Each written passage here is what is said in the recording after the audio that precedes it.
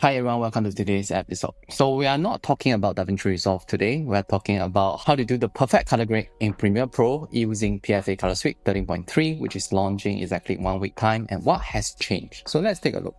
So first of all, of course, all the CinePalette AI, all the training, now you can conduct your own AI training. So you can do your manual grade with all the tools that we have here to build a grade. And from there, you can train them and you can get a phenomenal result. So maybe let me export the training data to the desktop first, then I clear the training data. So we train from scratch. And by the end of the video, you will see how powerful the grade is. Okay. So first, let's look at this image. This is a S-log footage. So what we're gonna do, very simple. We're gonna use correction log. So just one click generate with AI, it will analyze the footage and turn it from log to raster mode 09. And this correction, exposure, and white balance, these three groups help to nail the perfect foundation. So correction is always the first step to any color grading. You get that foundation right, everything from here onwards will be more effective.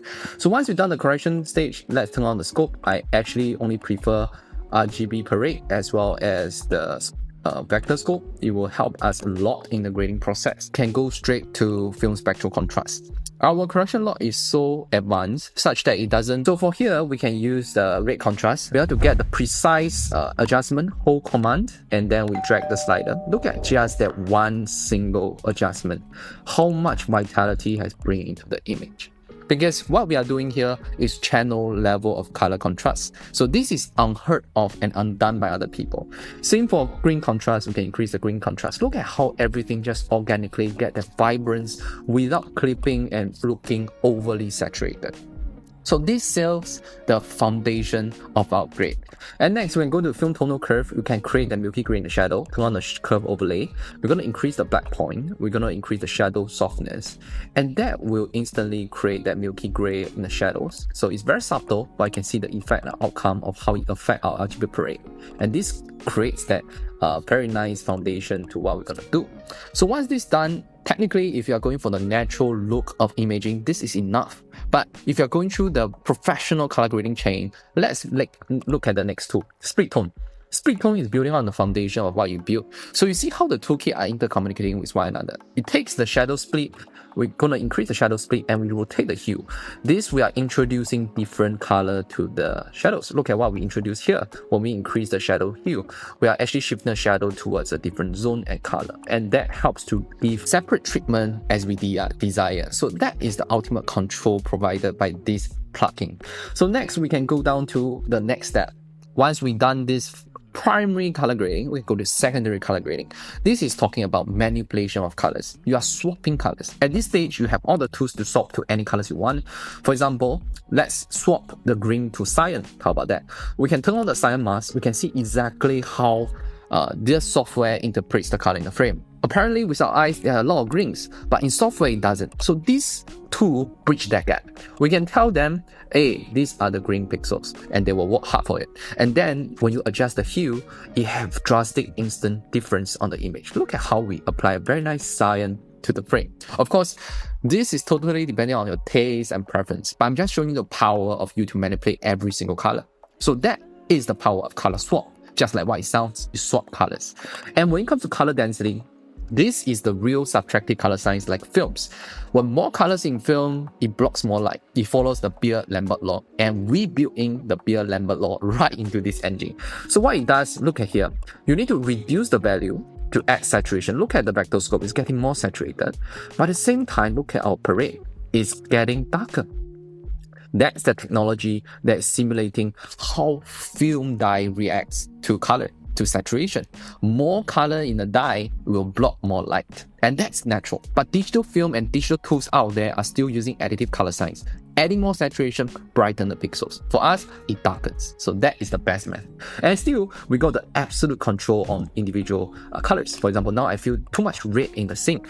I can create the layers by increasing the value that reduce the red density. So we sort of balance out the entire hierarchy we want in the image. If we want to build more cyan, we can lower the cyan density. Look at how beautiful this entire thing has done and totally transformed to a different kind of taste and look that we want. Color scheme is to refine the skin tone with skin tone matte, which don't have skin here. Next, we go to the tertiary color grading. Secondary is about swapping. Tertiary is really about the look. It's cutting away the distraction.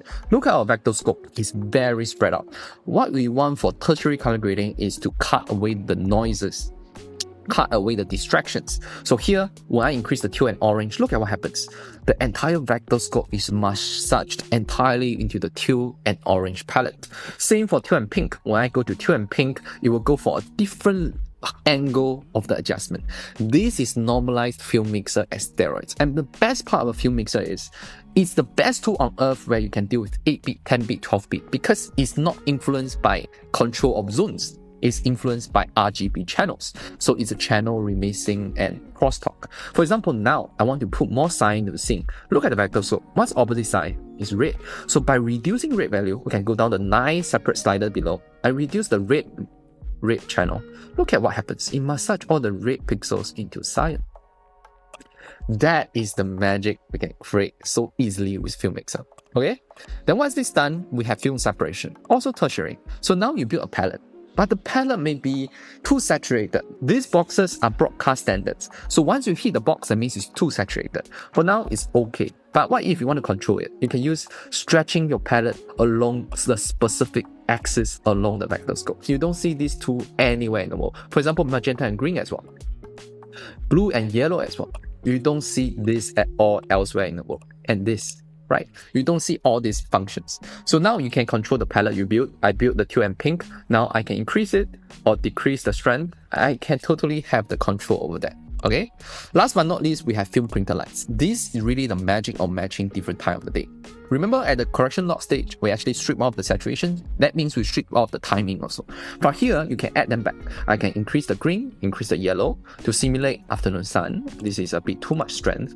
Or I can assume golden hours, increase blue, increase cyan.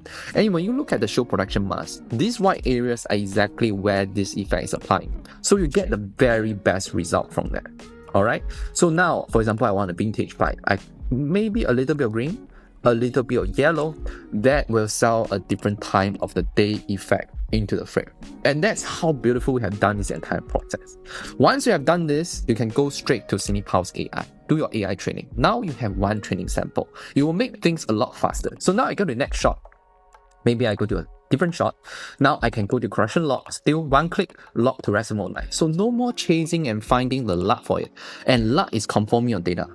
You buy $4,000, $5,000 camera. You don't want your data to be conformed to a LUT, which is 64 times 64 grid. Guys, the math doesn't make sense.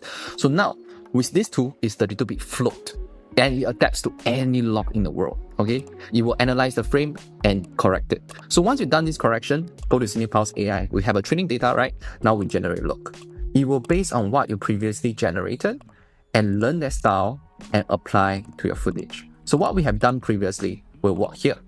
Will work across the frame, across space, and you can create variations based on that. So you will be enjoying the different. I actually love this, but I feel it's a bit saturated. So I can go down to color density. Let's reduce the color density a little. And we get a perfect kind of color grade for this thing. Just one click it will do. And of course, I can feel maybe I need a little bit of film mixer. I can increase the teal and orange. I can mix the teal and pink. I can get the result I want instantly, right? So another important matter here, preset manager. When I click to save the name, for example, 260625 today's date, the presets works across different kind of interface. So you can save this as a preset and loading another shot. So for here, we can click Nash, let's say afternoon. We just load this preset, click OK. It creates a grade that have worked previously, right? I can go down to another host, for example, like DaVinci Resolve. Very simply, do the same thing, color correction lock, correction exposure, correction white balance, and I can fine tune the delocify a little bit to make it brighter, it's up to me. And same thing, I can go to the same thing, Nash, afternoon, load. The grade works across hosts.